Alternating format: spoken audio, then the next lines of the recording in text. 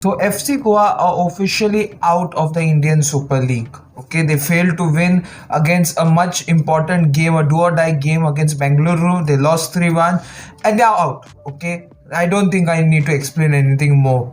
But I know normally I do make a lot of fun of FC Goa, but this is not a time. Okay, this is the time when it's time to, I can't make fun of FC Goa at this moment because they're already out of the tournament. Okay, if they were in the top six, maybe I would make something here and there, like a joke or two. But FC Goa were an extremely good project. Okay, compared to last season's issues that they did have with the coach leaving and all, this season's FC Goa was actually a team that should have ended up in the top six, but sadly didn't. And I'm just going to give my opinion on what could be some reasons I feel that FC Goa have failed. Okay, it's my opinion. Once again, I may be wrong. If you feel there are some other reasons that are happening that are causing FC Goa's bad performance, tell me in the comments. But I think the first one we need to address is about Carlos Pena. Many of y'all, when Carlos Pena first came as a coach for FC Goa, I had made a video saying that I had called him a flop somewhat, but the main issue that I underlined was Carlos Pena doesn't have the experience that normal coaches do have in when they come in the Indian Super League. We are talking about coaches like Juan Fernando, Sergio Lobera. Okay, they may have not had the best of coaching stinches before joining FC Goa. Okay, they must have not had coached a big teams. Okay, but they still had some experience in them, even though they are quite young. Okay, even for that matter, Des Buckingham, Mumbai City's head coach, he was the head coach of two clubs before that. He was for Wellington Phoenix, I believe, and he was Melbourne City's assistant coach and also was the head coach when the main coach was suspended for some time. So he was also at that. So he had that experience.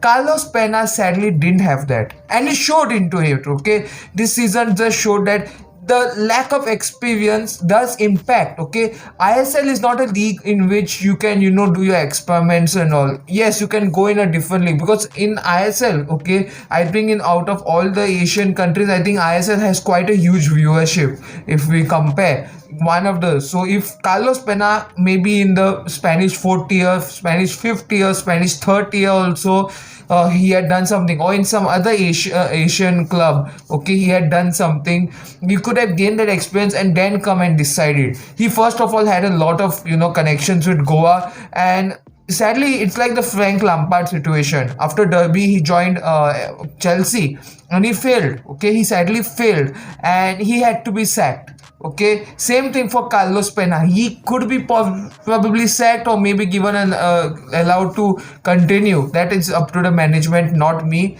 But it's sad because Carlos Pena could have actually gained the experience, and once he was confident enough, come and maybe changed FC Goa. FC Goa could have won another trophy or so. Who knows? But that's what I wanted to say. Carlos Pena's inexperience was, I think, something that cost FC Goa a lot. Then, secondly, I would say the defense was a huge issue. Okay, Dheeraj Singh is nothing what he was for the AFC Champions League once upon a time. Nothing. Okay, really, he is absolutely nothing what he was once upon a time.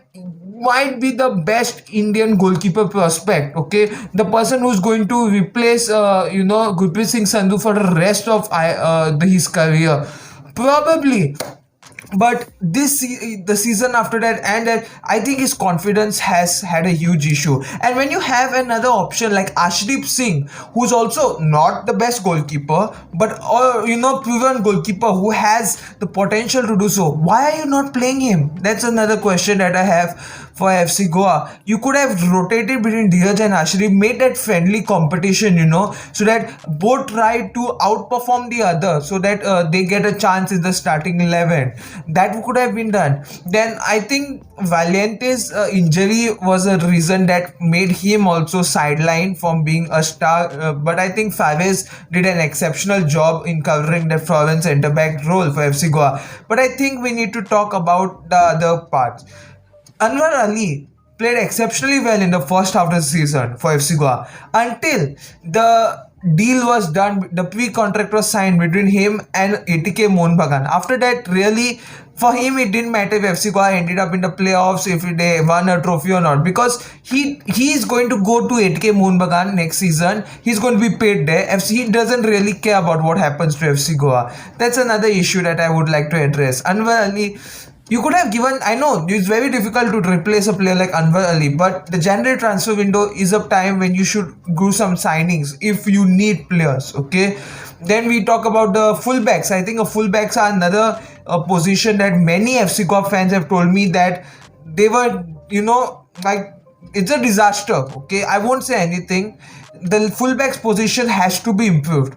It could have been worked out, it could have been worked out as a three in the behind scene, three in the back, and using the wingers, left wing back, right wing back could have been an option, or playing them in the midfield. It could be an option, but it didn't work out. Okay, I think the fullbacks were another issue. As for creativity, I don't think the club was lacking any, because I think there were only foreign players. Both these three foreign players did exceptional according to me. Iker was one. I think he's the top goal scorer for FC Goa. He's been filling the boots of Alvaro Vasquez, another top signing that has failed at FC Goa, which I'll come to later on. Noah Sadri has also played exceptionally well for a winger like him. Okay, he's been a huge threat for all the defenses. He's been playing exceptionally well. We've lost so many assists, so many goals. And Edu Pedia, once again, the captain, the legend for FC Goa. Maybe his last season, I'm not sure about that, but sad for him once again, for what has happened. He also, all these three foreign players have played well. I think the midfield was overall quite alright for FC Goa. Brandon also was playing exceptionally well, and no other standout performers, but I don't think how much issue the defense that FC Goa had was probably there in the midfield. You all can correct me in the comment section, but I feel the midfield was like, kind of alright.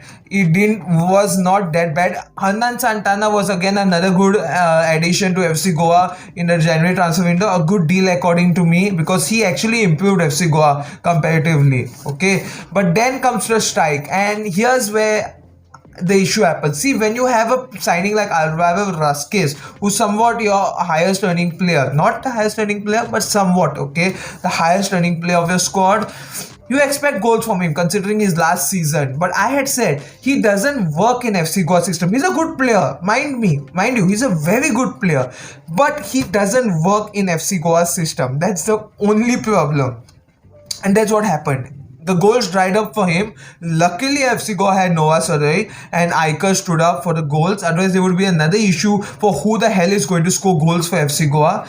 So, luckily, these two players stepped up. Otherwise, it would be like last season where Iran Cabrera was the main striker, but he couldn't score goals. Same could have happened this season. FC Goa trying their level best to find someone to score goals. As for the right back, I think Udanta Singh would be a good addition next season. According to me, that's a great deal that FC Goa have got through. Fair to them, because I think they need a player like Udanta Singh. But overall, I feel the left winger I think was taken by Noah Sadai, if I'm not mistaken. So right wing position was, I think, fine. I won't say that any player who played, they played exceptionally well, but I think they played decent. Okay, so I think the main, in the end, the fact was that FC Goa just had a wrong coach at a wrong time. Carlos Pena should have gained some experience, according to me. The defense was, I think, the biggest issue. You can tell me in the comments if I'm wrong about it. And maybe the fact that Alvaro Vasquez didn't click as much as FC Goa fans expected in terms of goals. Maybe that could be a reason. But that is why you have to sign players in January transfer window. Hernan Santana was a good deal, but once you put a player like Alvaro Vasquez in a 2-year contract, if you want to release him, you have to do, you have to pay him that extra fee. And also, I can understand from FC Goa's point of view, for a club that doesn't have that much revenue to spend, what it must have felt like. So fair to them, I won't say anything else. Sad to see FC Goa go out in the from the top 6. Hope they come next season better. Hope they are able to put a more fight. I hope Carlos Pena may develop as a better coach. If he's replaced, well, hope the replacement is a better option.